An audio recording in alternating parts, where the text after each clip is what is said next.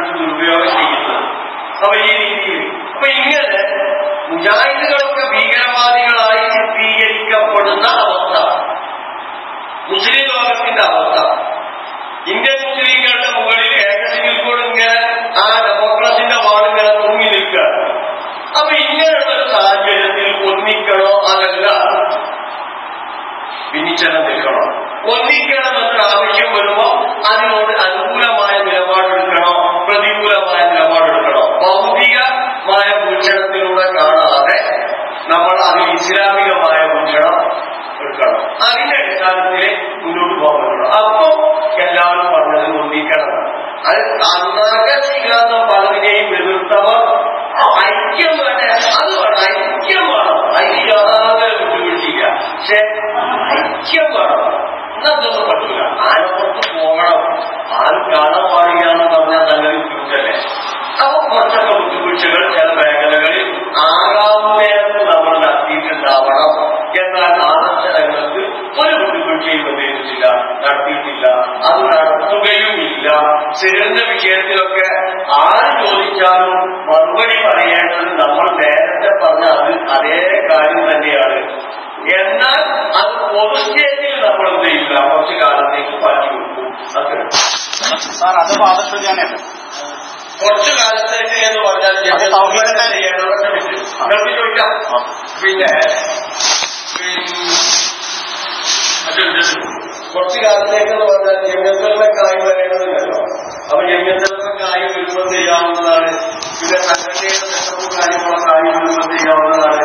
അത് കൂടുതൽ ഒരു പുനർചിന്തനൊക്കെ നടത്താവുന്നതാണ്. മനസ്സിലായി? ആവശ്യം അങ്ങനെ അതായത് സിഹറിലുള്ള വിശ്വാസം പിന്നെ അത് ശിർക്കാണെന്നാണ് അലിമതിനടക്കമുള്ള നമ്മളെല്ലാ 14 വർഷമായിട്ട് ശക്തമായിട്ട് വാദിച്ചുകൊണ്ടിരുന്നത് അല്ലേ? ആ ഒരു സൗഹീദുള്ള ശിർക്കും സൗഹീദങ്ങളും വേർതിരിക്കുന്ന വിഷയമാണ്.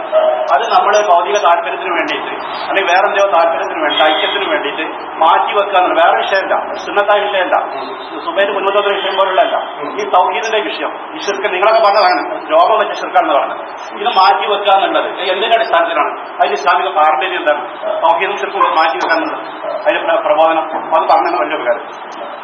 അപ്പൊ അത് മാറ്റിവെക്കുക എന്നല്ലോ പറഞ്ഞത്. അതേ മറിച്ച് നിങ്ങൾ മാറ്റിവെക്കാൻ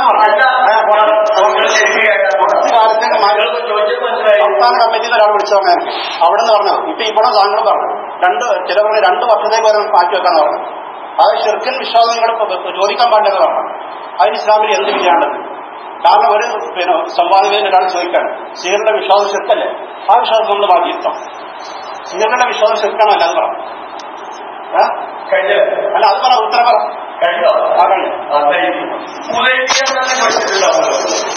ഉദയസന്ധിയിലെ വിശ്വാസികൾക്ക് ഏറ്റവും പ്രയാസകരമായിട്ടുള്ള ഒരു തീരുമാനമായിരുന്നു ഒരാൾ മുസ്ലിമായി മുന്നോട്ട് വന്നാൽ എന്ത് ചെയ്യണം? അയാളെ തിരിച്ചയക്കണം. എന്നാൽ ഒരാൾ അമുസ്ലിമായി അങ്ങോട്ട് പോവുകയാണെങ്കിൽ എന്ത് ചെയ്യാൻ പാടില്ല? അയാളെ തിരിച്ചയക്കാനും പാടില്ല. ഒരാൾ മുസ്ലിമായി വരുന്ന പ്രസ്ഥാനം എന്താ പറഞ്ഞത്? അത് പൂർണ്ണമായ സംരക്ഷണം നൽകേണ്ട പ്രവാചകനാണ് എന്ത് ചെയ്യുന്നത്? ഏറ്റവും ഒപ്പിടുന്നത്. മാത്രമല്ല അബൂജഹലല്ലേ വന്നത്? അബൂജഹലല്ലേ പേരിലെ സുഹൈലിന്റെ മകനാണ് അബൂജഹൽ അല്ലെ?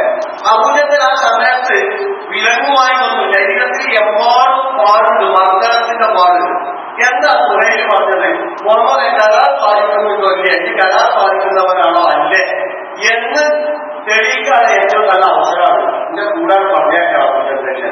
എന്റെ പ്രവാചകൻ ചെയ്തത് അബൂജഹലിനോട് പറഞ്ഞു മടങ്ങിപ്പോണത്, ഷഹാദത്ത് ചൊല്ലി ഇങ്ങോട്ട് വന്നാൽ പഠിച്ചോ വേറെ മാർഗം കാണിച്ചു തരും. അത്ര തന്നെ നമ്മുടെ നിലപാടുള്ളത്. ഇസ്ലാമിലേക്ക് വന്ന ഒരുത്തനോട് ആ രീതിയിൽ ഒരു കരാറുണ്ടായപ്പോൾ അതിൽ നമ്മൾ സവിശേഷതയോട് കൂടി എടുത്തിട്ടുള്ള ഒരു തീരുമാനം ആ രീതിയിൽ എന്ത് ചെയ്യും?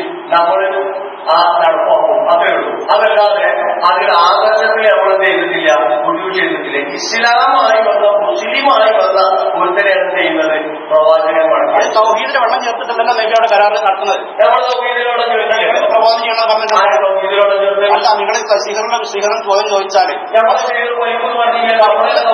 അത് നിങ്ങൾ ഒഴിഞ്ഞു പറഞ്ഞ പഠിപ്പ് നല്ലൊരു വിഷയം. അത് ശിർക്കൻ വിശ്വാസമാണോ അല്ലെങ്കിൽ വ്യക്തമാണ്. സിഹറിലുള്ള വിശ്വാസം അത് ശുദ്ധ വിശ്വാസമാണോ അല്ലെന്നുള്ള വ്യക്തമാക്കും. എന്താണ് അത് നിങ്ങൾ പറ. ഒരാൾ പബ്ലിക്കിൽ ചോദിക്കുകയാണെങ്കിൽ അയാൾ നിങ്ങൾ ഉത്തരം പറയും. പിന്നെ 2 വർഷത്തേക്ക് മാറ്റി ഈ കുറച്ചു കാലത്തേക്ക് മാറ്റി വെക്കുന്ന പറഞ്ഞെന്താണ് ഒരാളെ എന്തുകൊണ്ട് എന്തിന്റെ പേരാണ് ഞാനൊക്കെ പറഞ്ഞല്ലോ. നമ്മളൊക്കെ നിങ്ങളെ വാക്കുകളുടെ വിശ്വസിച്ച് ഇത്രയാണ് അങ്ങനെ മനുഷ്യനാണ്. ഒരുപാട് പേര് വിളിച്ചു പറഞ്ഞിട്ടുണ്ട്. നിങ്ങളെ അടിമതിലൊക്കെ നിങ്ങളെ ഒരുപാട് ബഹുമാനിച്ച മനുഷ്യനാണ്. അത് പറയാൻ പാടില്ലായിരുന്നു നമ്മൾ പറഞ്ഞിട്ടില്ല. നമുക്ക് പറയാം, അതിനൊരു കുഴപ്പമില്ല. പക്ഷെ അത് ഒരു സ്റ്റേജിൽ നമ്മളെന്ത് സിദ്ധത എന്ന് പറയുന്ന വിഷയത്തിൽ തൽക്കാലത്ത് ചെയ്യും. അത് പുറത്തു പറയാൻ പറ്റാത്ത തൽക്കാലം ഒരു പൊതു താല്പര്യത്തിന്റെ അടിസ്ഥാനത്തിൽ പൊതുവെ അങ്ങാടിയിലോ കാര്യങ്ങളിലോ ചെയ്യില്ല, ചർച്ച നടത്തുകയില്ല. ആദ്യം നമ്മൾ ശരിയും പഠിക്കും വന്ന് ആ ആശയത്തിലേക്ക് നമ്മൾ ചെയ്തിട്ടില്ല, വന്നിട്ടില്ല, സമൂഹത്തെ ചെയ്തിട്ടില്ല, പഠിപ്പിച്ചിട്ടില്ല, അത് പഠിപ്പിക്കാനില്ല. അതല്ല പഠിക്കുന്ന വിശ്വാസങ്ങളുടെ വിഷയം. അത് പറഞ്ഞു കഴിഞ്ഞാൽ മാറണ്ട. എന്റെ ചോദ്യം അതല്ല. ഈ സിഹർ ശുദ്ധ വിശ്വാസമാണോ അല്ലേ അത് പറ. സിഹറിനെ കുറിച്ചുള്ള കൃത്യമായ കാഴ്ചപ്പാട് നമ്മൾ എല്ലാ മേഖലയിലും തുറന്നു പറഞ്ഞതാണ്. ഇതുവരെ പറഞ്ഞ കാര്യം തന്നെയാണ് അതിൽ നമ്മളുടെ വിശ്വാസം.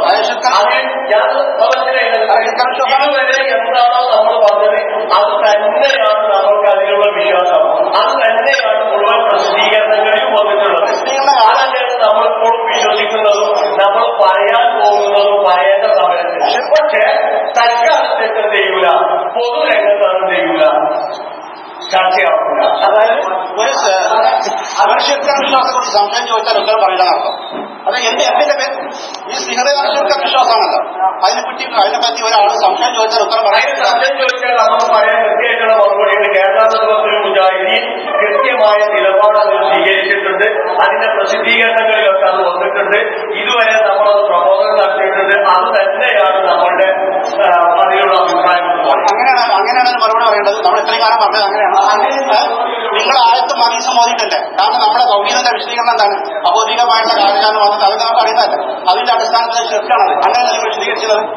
ആറ് കാരണം വന്നങ്ങൾക്ക് അതീതമായിട്ട് നമ്മുടെ കാലം സാഹിത്യം പേടിക്കുകയാണ്. അപ്പൊ അത് ശിർക്കാണ്. അങ്ങനെ നിങ്ങൾ മറുപടി പറഞ്ഞു. ആ മറുപടി നമ്മുടെ പ്രസിദ്ധീകരണങ്ങളിലൊക്കെ വന്നിട്ടുള്ളത്. സാർ അതിന് ആ കാര്യം ചെയ്യും നമ്മൾ ഇനിയും വിശദീകരിക്കും. അത് അതേ രീതിയിൽ തന്നെ പറയും. ആ മറുപടി ഞങ്ങൾ പ്രതീക്ഷിക്കുകയും ആ മറുപടിയാണ്. അതാണ് നിങ്ങൾ ചെയ്യേണ്ടത്. നിങ്ങൾ നമ്മുടെ വിശ്വാസം അത് ശിർക്കാണെന്നാണ്. അത് നിങ്ങൾക്ക് പറയാൻ ധൈര്യമുണ്ടോ പൊതുവേദിയിൽ? ഇനിയും ആര് പേരിച്ച് നിങ്ങൾ നിൽക്കണം? ഇല്ല, പൊതുവെ ഒരു കരാറുണ്ടായി കഴിഞ്ഞാൽ ആ കരാറിന്റെ അടിസ്ഥാനത്തിൽ എന്ത് ചെയ്യുള്ളൂ, മുന്നോട്ട് പോകുള്ളൂ. ആ കരാറിനെ ലംഘിച്ചുകൊണ്ട് എന്ത് ചെയ്യില്ല, മുന്നോട്ട് പോകുന്ന പ്രശ്നമില്ല. അപ്പൊ ആ കരാറനുസരിച്ച് പരസ്യ പ്രബോധന രംഗത്ത് എന്ത് ചെയ്യണം, ഇത്തരം വിഷയങ്ങൾ പരസ്യ പ്രബോധന രംഗത്ത് മാറ്റി വെക്കണം എന്നുള്ള നിർദ്ദേശം. നമ്മൾ മനസ്സിലാക്കിയ സൗകര്യത്തിന്റെ സത്യം അത് മറച്ചു വെക്കണം. എവിടെ പറഞ്ഞത്? നിങ്ങൾ പറ, വ്യക്തമായി അല്ല നെഞ്ചത്ത് കൈവച്ച് പറ. നിങ്ങൾ എന്താണ് നിങ്ങൾ സീറിന്റെ കാര്യത്തിൽ എന്തുകൊണ്ട് നേരത്തെ നമ്മൾ പറഞ്ഞിട്ടുണ്ട്, ഒരു ചോദ്യകർത്താവ് ഒരു ചോദ്യം ചോദിച്ചു കഴിഞ്ഞാൽ ആ ചോദ്യകർത്താവിന് എന്താണ് ആവശ്യം? ഒന്നുകിൽ അയാൾക്ക് പഠിക്കണമെന്നായിരുന്നു താല്പര്യം, അതല്ലെങ്കിൽ അത് മനസ്സിലാക്കി കഴിയും കൊടുക്കണമെന്നായിരുന്നു താല്പര്യം.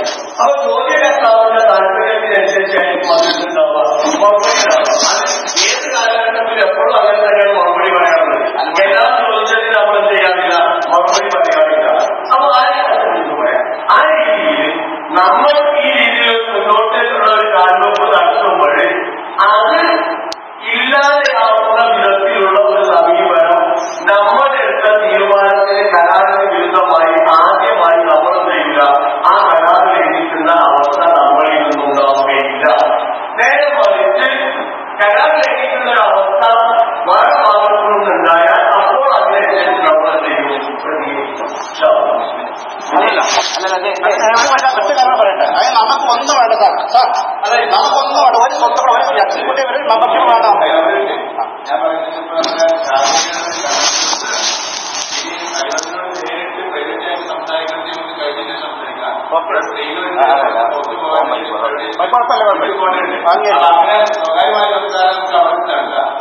ഇവിടെ ചോദ്യം ചോദിക്കാൻ അവസരം നമ്മളോട് ചോദിച്ചതാണ്. അല്ല, ചോദ്യം ചോദിക്കാൻ അവസരം എന്നോട് ചോദിച്ചു. ഓക്കെ, നമുക്ക് ഇത്തരം കാര്യം ഡീറ്റെയിൽ ആയിട്ട് പഠിക്കണമെങ്കിൽ ഡീറ്റെയിൽ ആയിട്ട് പഠിക്കണമെങ്കിൽ നമുക്ക് ആ രൂപത്തിൽ ഒതുക്കിയിരുന്നത് വേറെ പഠിക്കാം. ഇപ്പൊ ഒരു സ്ത്രീകളടക്കുന്ന ഒരു കമ്മിറ്റിയാണ്. അപ്പൊ അതിന് അതിൻ്റെതായ ഒരു രൂപം ശരിക്കും പഠിക്കും. അല്ല, സ്ത്രീകളെ പോഷണത്തിന് ഒന്നും ചെയ്തിട്ടില്ലല്ലോ. പോകാൻ പറ്റും. സ്ത്രീകളെ പോണേ പുറത്തു പോയിക്കോട്ടെ. സ്ത്രീകളെ പ്രത്യേകിച്ച് പറയേണ്ട ആവശ്യമില്ല. നമ്മൾ സ്ത്രീകളെ മോശം ഒരു പരാമർശം നടത്തിയിട്ടില്ല. ഞാൻ പറഞ്ഞ റഷ്യ ശാഖ ഈ പ്രസിഡന്റാണ്. അല്ല, നിങ്ങൾ സ്ത്രീകളെ പ്രത്യേകിച്ച് പറഞ്ഞാൽ നമ്മളെ അവർക്ക് പോകാൻ വൈകും എന്ന് അല്ല, അങ്ങനെ പറയാം. അങ്ങനെ പറഞ്ഞു നോക്കാം. സ്ത്രീകൾ ഇത്ര വേദിയാണെന്ന് പറയുമ്പോൾ നമ്മൾ വേറെ മോശത്തിൽ അവര് പോയിക്കോട്ടെ. അപ്പൊ അതില്